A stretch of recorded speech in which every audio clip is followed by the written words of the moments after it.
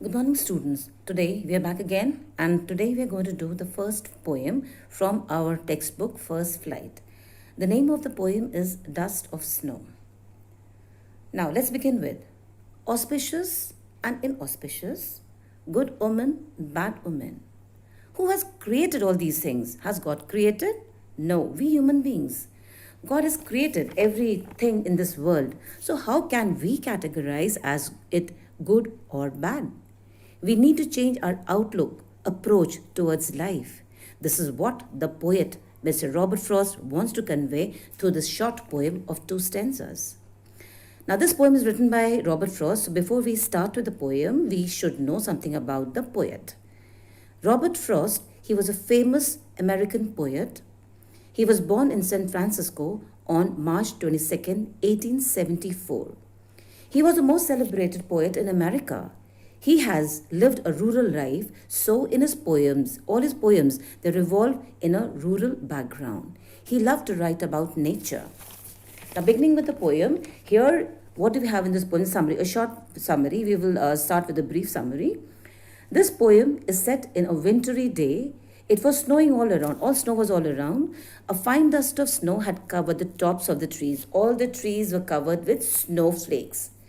And the poet was in a very sad mood, and he was in a very sad, depressed, melancholic mood, and he was just moving. Then he finds this tree, and half of the day has been absolutely out of spirit. He comes across a hemlock tree and sits under it. Suddenly, a crow comes and perches on the tree. The movement and alighting of a crow on that tree makes the dust of snow fall on the poet. Suddenly, there's a change. Suddenly, the small incident changes his mood. The falling of the snowflakes leaves a tremendous effect on the mental state and mood of the poet. No longer he is sad now, he is happy. It gladdens his heart. Now he has got no regret as the whole of the day has not gone wasted. His spirits are high again and now he is satisfied. Satisfaction replaces regret. Well, students, we've already done the brief summary. I hope you've understood. Now, let us take the line wise explanation. The first stanza. See the first stanza. The way a crow shook down on me the dust of snow from a hemlock tree. Here, the poet has beautifully described a winter landscape. Now, see the line here. The way a crow shook down on me the dust of snow from a hemlock tree. Like I've already explained earlier in the summary, one day the poet is in a very sad mood. He was walking in a wintry day, absolutely dull and out of spirits. He comes across a hemlock tree and sits under it. A crow comes and perches on it. Its movement shakes the branches of the tree and snowflakes fall on the poet. The poet was very gloomy and depressed. Now his mood changes and he feels happy. This stanza seems very simple, but it has a lot of metaphorical meaning. The poet has used the three symbols crow, dust of snow, and a hemlock tree. Here, the poet could have taken any other bird like nightingale, cuckoo, sparrow, but he has chosen a black crow. He could have taken traditionally chosen trees like maples, oak, but he chooses hemlock tree over them. So, why the poet has done this, we will soon find out. Now let us see all these three symbols which we have, the poet has used here, crow, snow and a hemlock tree. They are conventionally associated with sorrow. Now let us take these symbols one by one. The first one, crow. Crow, it is considered ugly and inauspicious. It is a symbol of mourning, death and darkness. The second one, snow. It represents hardships in life. Third one, hemlock tree. It is a poisonous tree with white flowers which is having bad aroma. It is directly associated with death. All these three symbols expressing negativity ends up being instrumental in uplifting the poet's mood. A simple act of nature has a very comforting effect on him. Nature is the greatest healer. Whenever we are sad and gloomy, and when we come in the lap of nature, we all feel refreshed and relaxed. Now let us take stanza 2. Has given my heart a change of mood and saved some part of a day I had rued. So, how was the mood of the poet in the beginning, children? Yes, right. He was very sad. And at the end of the poem, what is his mood now? How's his mood? He is happy. So, children, what has made a change in his mood?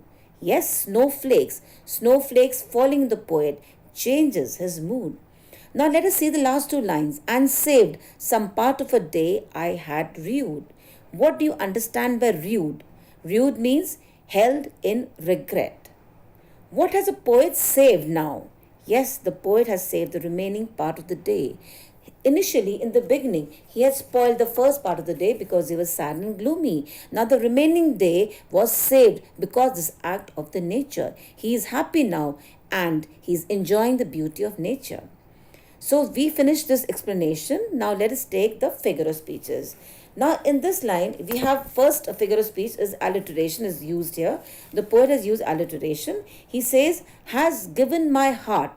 In this, the two alphabets, alphabet H is being repeated here in has and heart. That means here H sound has been repeated.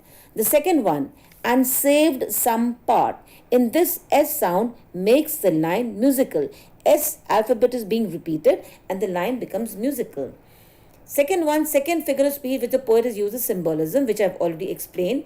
Three symbols he has taken: crow, snow, and the hemlock tree.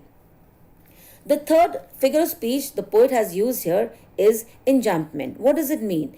It is a literary device refers to the practice of running lines from one to the next without using any kind of punctuation marks to indicate a pause, like full stop and comma.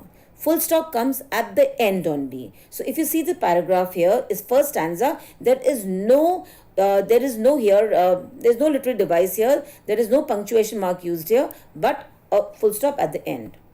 Now the next one is full of imagery. Imagery, landscape, beautiful landscape, winter landscape has been used here. Now let us see the rhyming scheme. In this rhyming scheme, in stanza 1, crow and snow, they sound similar, and similarly me and tree. So the rhyming scheme used here is A B A B. Similarly in para 2, heart, part, mood and rude. Again AB and AB. So the rhyme scheme in stanza 1 as well as in stanza 2 is AB and AB.